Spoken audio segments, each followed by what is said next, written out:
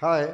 हम लोग class tenth के हिस्ट्री को कंटिन्यू कर रहे हैं। क्लास टेंथ के हिस्ट्री में chapter number 4 the age of industrialisation, इसको हम लोग शुरू किए थे। पार्ट वाइज इसको भी बना रहे हैं हमेशा की वीडियो के जैसे। इसमें हम लोग ऑलरेडी 2 पार्ट बना चुके हैं, आज थर्ड पार्ट है। लास्ट पार्ट में हम लोग जो कॉलोनीज़ में इंडस्ट्रियलाइजेशन कैसे हुआ या कॉलोनीज़ में इंडस्ट्रियलाइजेशन का क्या इम्पैक्ट हुआ, इन सब चीज़ों पर हम लोग शुरू किए थे। जिसमें हम लोग देखे थे 1750s के टाइम से या 1757 में बैटल ऑफ प्लासी होता, और बैटल ऑफ प्लासी के बाद से ब्रिटिशियर्स या ईस्ट इंडिया कंपनी यहाँ पे एडमिनिस्ट्रेशन में पकड़ बनाना शुरू कर देती है। और जिस वजह से पहले जो ट्रेड जो इंडियंस लोग कंट्रोल करते थे, पहले मैन्युफैक्चरिंग और ट्रेड या फिर एक्सपोर्ट या शिपिंग वगैरह में इंडियंस लोग जो है वो इन्वॉल्व थे और वो लोग अच्छा खासा प्रॉफिट बना रहे थे। अब इन सब को ईस्ट इंडिया कंपनी रिप्लेस कर रही थी, जिसमें हम बताए थे कि जो यूरोपियंस अपने अपने जहाज़ों से खुद जो है वो ट्रेड कर रहे थे, यहाँ से सामान खरीदते थे, फिनिश्ड प्रोडक्ट, लोकल मार्केट को भी कंट्रोल कर रहे थे और यूरोप में वो लोग भेजा करते थे। तो पहले जो ट्रेड जिसको इंडियन लोग कंट्रोल करते थे यूरोपियंस या ब्रिटिशर्स के आने से पहले, अब ट्रेड को कौन कंट्रोल करने लगे? ईस्ट इंडिया कंपनी खुद कंट्रोल करने लगे, मीन्स ब्रिटिशर्स कंट्रोल करने लगे। और लोकल जो लोग ट्रेड करते थे वो लोग साइडलाइन कर दिए गए। बहुत सारी जो है मैन्युफैक्चरिंग जो सेंटर थी या बहुत सारे जो बिजनेस हाउसेस थे वो सब कॉलेप्स हो गए। मतलब बहुत सारे लोग जिनको बिजनेस से अच्छा खासा प्रॉफिट हुआ करता था, उनकी प्रॉफिट ख़त्म हो गई, धीरे धीरे वो बर्बाद हो गए या और भी दूसरे कामों में उनको मजबूरन इन्वॉल्व होना पड़ा। तो अब उसी को हम लोग देखते हैं कि ईस्ट इंडिया कंपनी के आने से वीवर्स पर क्या असर पड़ा। जो वीवर्स थे, जो प्रोडक्शन करते थे कपड़ों की, उस पर क्या असर पड़ा। तो देखिए क्या है, what happened to the weavers. यहाँ टॉपिक है what happened to the weavers, weavers पर क्या हुआ। तो आफ्टर 1760s या 1750 इसलिए कहा जाता है क्योंकि अंग्रेज़ों का जो पहला इन्वॉल्वमेंट था या ईस्ट इंडिया कंपनी ब्रिटिशर्स जिसको कहते हैं इंडिया में पहला इन्वॉल्वमेंट था बैटल ऑफ प्लासी।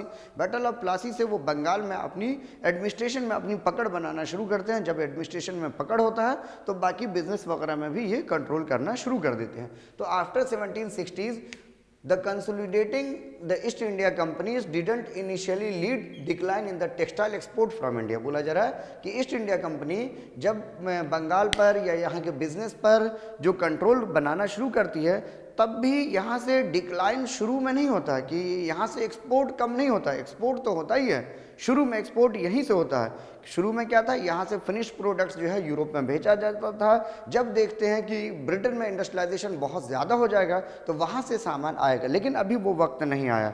अभी भी यहाँ यहीं से एक्सपोर्ट जा रहा, फिनिश्ड प्रोडक्ट यहाँ से बेची जा रही है, भेजी जा रही है यूरोप में। जो पहले इन सब ट्रेड में कंट्रोल करते थे इंडियंस, अब यूरोपियंस इसको कंट्रोल करने लगे हैं। लेकिन एक्सपोर्ट अभी भी हो रहा है, यहाँ के वीवर्स लोग मैन्युफैक्चरिंग कर रहे हैं। ब्रिटिशियर्स गोमास्ताज, आगे वर्ड आएगा, गोमास्ताज के थ्रू ये ऑर्डर वगैरह एडवांस वगैरह देते हैं और सप्लाई वगैरह वो लेते हैं और इन सब चीज़ों को यूरोप में जो है वो बेचा करते हैं, बिजनेस वगैरह वो लोग कर रहे हैं। तो लिखा हुआ है after 70s the consolidating the East India companies didn't initially lead to the decline in the textile export from India। East India company जब अपनी पावर मजबूत कर लेती है, जब अपनी पकड़ बना लेती है, तो शुरू में यहाँ से जो एक्सपोर्ट होता था कपड़ों का या और भी चीज़ों का, जो और भी जो वैल्यूएबल प्रोडक्ट्स होते थे जिसका यूरोप में बहुत ज़्यादा डिमांड था, वो एक्सपोर्ट यहाँ से शुरू में डिक्लाइन नहीं होता।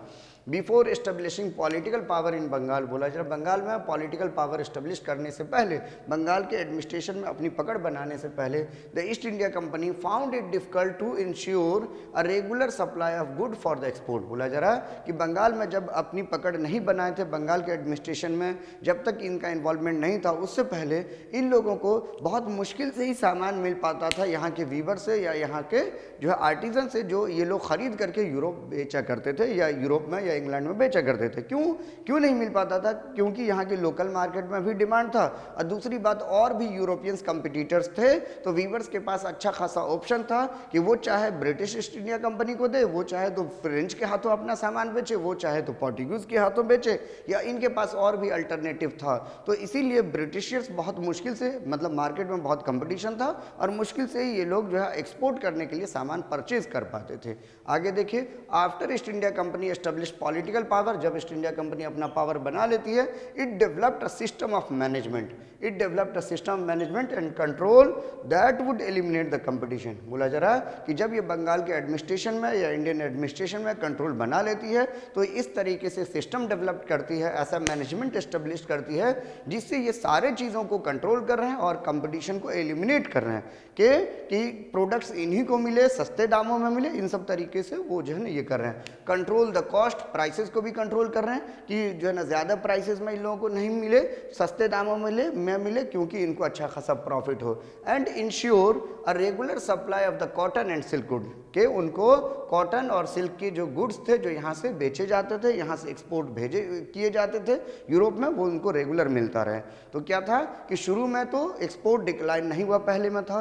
दूसरे में क्या था कि जब ये लोग पावर में नहीं थे, पोजीशन में नहीं थे, बंगाल के एडमिनिस्ट्रेशन में या इंडियन एडमिनिस्ट्रेशन में इनकी कंट्रोल नहीं थी, तो इनको बहुत ज़्यादा कंपटीशन फेस करना पड़ता था, इनको जो है एक्सपोर्ट के लिए सामान मिलता नहीं था, कंपटीशन था। लेकिन जब ये लोग पोजीशन और पावर में आ गए, बंगाल के एडमिनिस्ट्रेशन में कंट्रोल बना लिए, तो ऐसा सिस्टम और मैनेजमेंट डेवलप किए कि इनका कंप्लीट कंट्रोल हो गया ट्रेड पर और सस्ते दामों में ये खरीद सकते थे, रेगुलर इन लोगों को सप्लाई मिल जाता था यूरोप में एक्सपोर्ट करने के लिए या ब्रिटेन जो है एक्सपोर्ट करने के लिए। तो ये सब क्या सब तरीका था, कैसे जो है ईस्ट इंडिया कंपनी यहाँ से रेगुलर उसको सप्लाई मिलता रहे, कम से कम दामों में मिलता रहे, कंपटीशन एलिमिनेट कर सके, इस चीज़ों के लिए क्या क्या कदम उठाया, यहाँ से आप लोगों को एग्जाम में क्वेश्चन पूछा जाएगा कि ईस्ट इंडिया कंपनी इंडिया में रेगुलर उसको कॉटन और सिल्क की सप्लाई मिलती रहे, कम दामों पर मिलती रहे, एलिमिनेटर कंपटीशन को वो ख़त्म कर सके और ये ट्रेड मोनोपोली एस्टेब्लिश कर सके। इस चीज़ के लिए जो ब्रिटिशर्स ने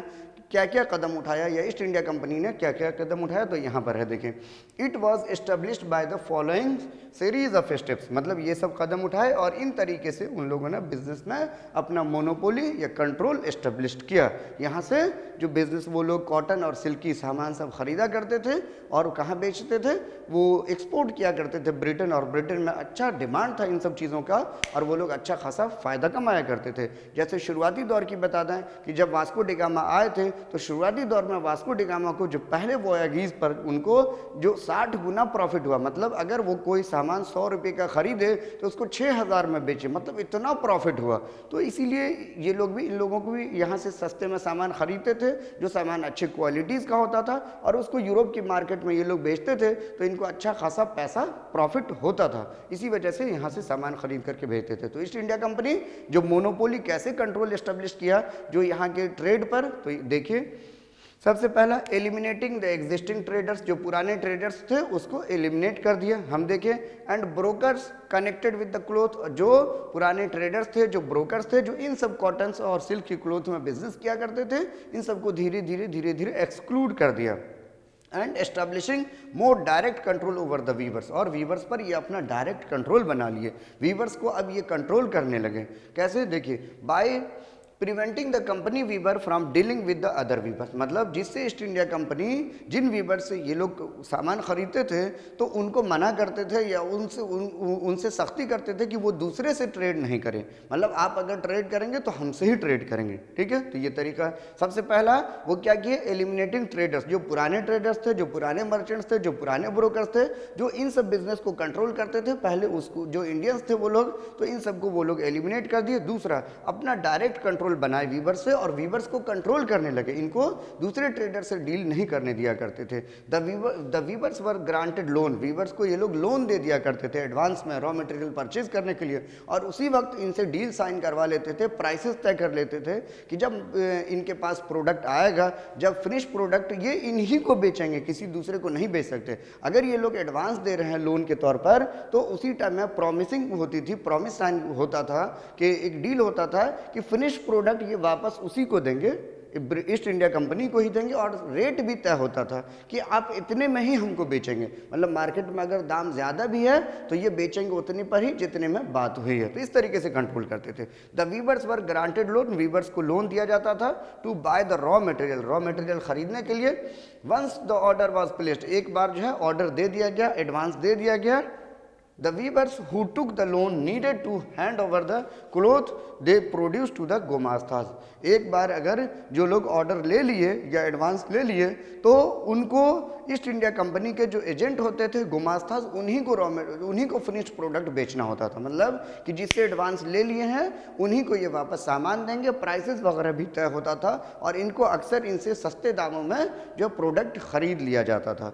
तो क्या क्या तरीका था, ईस्ट इंडिया कंपनी किन किन तरीकों से इंडिया में कॉटन और सिल्क की ट्रेड को वो कंट्रोल करना शुरू किए। तो सबसे पहला ये है कि एग्जिस्टिंग द एलिमिनेट के जो पुराने ट्रेडर्स थे, मर्चेंट्स थे, ब्रोकर्स थे, जो पहले इन सब बिजनेस को कंट्रोल कर रहे थे और अपना ये डायरेक्ट कंट्रोल जो है एस्टेब्लिश किए किन पर, वीवर्स के ऊपर, जो वीवर्स प्रोडक्शन क्या करते थे। दूसरा, by preventing the company weaver, company जो वीवर्स ईस्ट इंडिया कंपनी के साथ ट्रेड करते थे, जो इन लोगों के हाथ सामान बेचा करते थे, तो उनको कहा जाता था कि दूसरे डीलर से या दूसरे बायर से आप किसी तरीके की कोई नेगोशिएशन या कोई बातचीत नहीं करेंगे, सामान आप हमारे हाथ ही बेचेंगे, हमारे अलावा आपको किसी को बेचना नहीं है। उसका क्या तरीका था? उसका तरीका था कि वीवर्स को अक्सर ये लोग लोन दे दिया करते थे, रॉ मटेरियल खरीदने के लिए एडवांस पैसा दे दिया करते थे, डील साइन हो जाता था कि आप वापस सामान आप हम ही को बेचेंगे प्रोडक्शन के बाद और इतने ही दामों में बेचेंगे। ठीक है, ये सब चीज़ जो है तय हो जाती थी। ठीक है, ये चीज़ तो इस तरीके से वो कंट्रोल किया करते थे। तो ये टॉपिक था। ठीक है,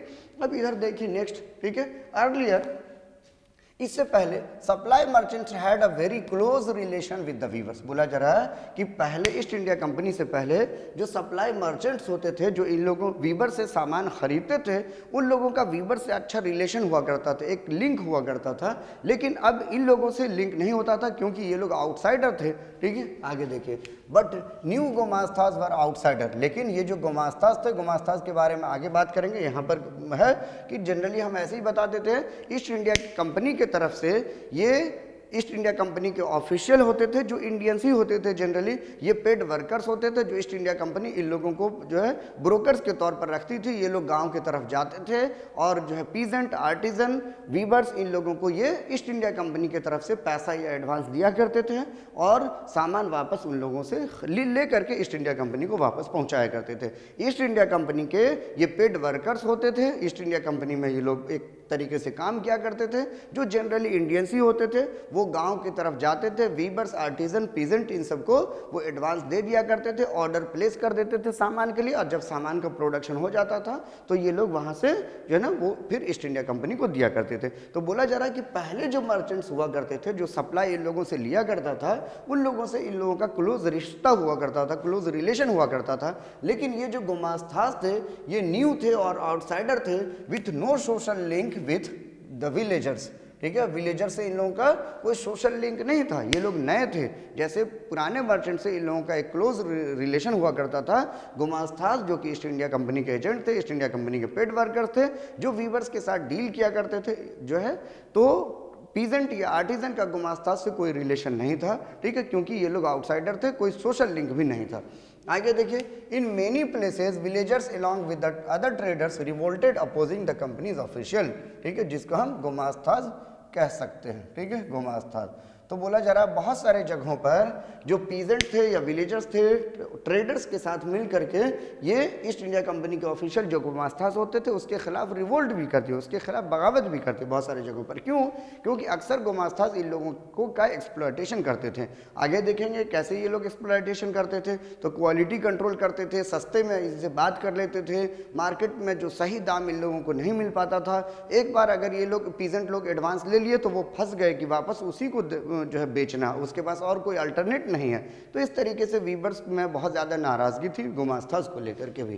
ठीक है, आगे देखिए, over the time weavers began refusing loan advances, closing down their workshop and taking to the agriculture labourers. बोला जा रहा वक्त के साथ ये जितने भी वीवर्स थे वो लोग जो है रिफ्यूज लोन गोमास्ताज से या ईस्ट इंडिया कंपनी से लोन या एडवांस लेना जो है वो मना कर दिए। अपना अपना बिजनेस या वर्कशॉप जो है वो बंद कर दिए, प्रोडक्शन बंद कर दिए, और ये सब एग्रीकल्चर में लेबरर्स के जैसे काम करने लगे, जो खेतों में मजदूरों के जैसे काम करने लगे। By the turn of the 19th centuries, बोला जा रहा है 19th सेंचुरीज की शुरुआत में, the cotton weaver faced a new set of problem. बोला जा रहा है कॉटन वीवर्स जो थे, जो कपड़े का प्रोडक्शन क्या करते थे, उनको अब नया प्रॉब्लम फेस करना पड़ा। नया प्रॉब्लम क्या फेस करना पड़ेगा, तो हम लोग देखेंगे ब्रिटेन में इंडस्ट्रियलाइजेशन होगा और उस वजह से वहाँ की प्रोडक्ट्स इंडिया में बेची जाएगी, और इंडिया का प्रोडक्ट जो है वो ब्रिटेन में भी बैन कर दिया जाएगा, और इंडिया में भी नहीं बिकेगा इन लोगों का। क्यों? क्योंकि ब्रिटेन में मशीन से प्रोडक्शन हो रहा, मास प्रोडक्शन हो रहा, बड़े पैमाने पर प्रोडक्शन हो रहा है, तो सस्ता सामान है तो वो सब इंडियन मार्केट में फ्लड कर दिया जाएगा। तो जो वीवर्स पहले यूरोपियन मार्केट के लिए और इंडियन मार्केट के लिए दोनों प्रोडक्शन करते थे, अब यूरोप में भी इनकी सामान नहीं बिकेगी और इंडिया में भी नहीं बिकेगी। तो इस वजह से इन लोगों को अपना प्रोडक्शन बंद करना पड़ेगा और इनको वापस जो एग्रीकल्चर में मजदूरों के जैसे काम करना पड़ जाएगा। तो ये प्रॉब्लम होगा। आगे देखिए, गुमास्ताज कौन होते थे? तो गुमास्ताज पर अक्सर क्वेश्चन पूछा जाता है, आप लोग तैयारी कीजिएगा। आपको या तो 1-2 नंबर में छोटा क्वेश्चन पूछ दे, हु वर द गुमास्ताज, बहुत बार पूछा है, जब भी ये चैप्टर आया है इस पर क्वेश्चन पूछा ही गया। या फिर ऐसा पूछा जा सकता है कि गुमास्ताज कौन होते थे और वीवर्स गुमास्ताज के खिलाफ बगावत क्यों करते थे। ठीक है, तो देखिए या वीवर्स का गुमास्ताज से क्या प्रॉब्लम था, क्या शिकायत था, क्या ग्रीवांसेस था। तो देखिए, gumastas were the agent of the British East India Company. Gumastas East India Company के एजेंट थे, मतलब पेड वर्कर्स थे, ईस्ट इंडिया कंपनी में ये नौकरी करते थे। Who used to sign the agreement with the weavers, जो वीवर्स के साथ एग्रीमेंट साइन करते थे। वीवर्स या आर्टिजन को ये एडवांस या लोन देते थे, उनसे डील साइन हो जाती थी कि आप प्रोडक्शन करके वापस हमको इतना बेचेंगे, इतना सामान सप्लाई करेंगे और इतने ही दामों पर करेंगे ये सब चीज। Weavers, artisan and the local weavers to supply the finished goods through the East India Company के। ईस्ट इंडिया कंपनी को वो वीवर्स या आर्टिजन जो डील हुआ वो सप्लाई करेंगे उतनी प्रोडक्शन। देखिए, they set the cost of the production, ये प्रोडक्शन कॉस्ट भी यही तय करते थे। Weavers were controlled by them, weavers को गुमास्ताज कंट्रोल करते थे। ठीक है, they gathered the supply and standard of fabric was evaluated. बोला जा रहा है कि ये लोग सप्लाई, यही गुमास्ताज ही जाकर के सप्लाई कलेक्ट करते थे, जो सामान वापस ईस्ट इंडिया कंपनी के लिए पहुंचाते थे वीवर से लेकर के। इसके अलावा ये फैब्रिक और को भी इवैल्यूएट करते थे या स्टैंडर्ड को भी इवैल्यूएट करते थे, मतलब क्वालिटी कंट्रोल भी कहीं ना कहीं इनको देखना पड़ता था और यही देखते थे। और अक्सर इस दौरान वो एक्सप्लॉयटेशन करते थे, वीवर्स का कम पैसा देते थे या और भी अलग अलग तरीके से उनकी सामान नहीं खरीदते थे, या और भी अलग अलग तरीके से चीटिंग होती थी जो है वीवर्स के साथ। देवर ग्रीडी, जो गुमास्ताज थे वो बहुत ग्रीडी थे, वो लालची थे। And the weaver were blamed for mistakes in the supply, और थोड़ी बहुत जो है अगर लेट होने पर ये जो है सप्लाई नहीं लेते थे, अक्सर जो है वीवर्स का एक्सप्लॉयटेशन करते, वीवर्स पर तरह तरह का इल्ज़ाम लगाते थे, आपका सामान अच्छा नहीं है या आप टाइम पर सप्लाई नहीं दिया, आपको पैसा नहीं मिलेगा, इन सब तरीके का इल्ज़ाम लगाते थे। और अक्सर जो है वीवर्स को का एक्सप्लॉयटेशन क्या करते थे gumastas. Because of these reason there was a fight between the gumastas and the weavers. बोला जाए इन सब वजहों की वजह से जो वीवर्स और गुमास्ताज के बीच में अक्सर कॉन्फ्लिक्ट हुआ करता था, अक्सर जो है फाइट हुआ करता था, अक्सर वीवर्स और आर्टिजन गुमास्ताज के खिलाफ बगावत कर दिया करते थे। इसके बाद जो हमारा टॉपिक है कि इंडिया में इंडस्ट्रीज फैक्ट्रीज कैसे बैठनी शुरू हो गई, तो और उसका इंडिया में असर क्या हुआ, कॉलोनी में क्या असर हुआ, तो इन सब चीज़ों को हम लोग नेक्स्ट वीडियो में हम लोग जो डिस्कस करेंगे। तब तक के लिए आप बने रहिए। Thank you.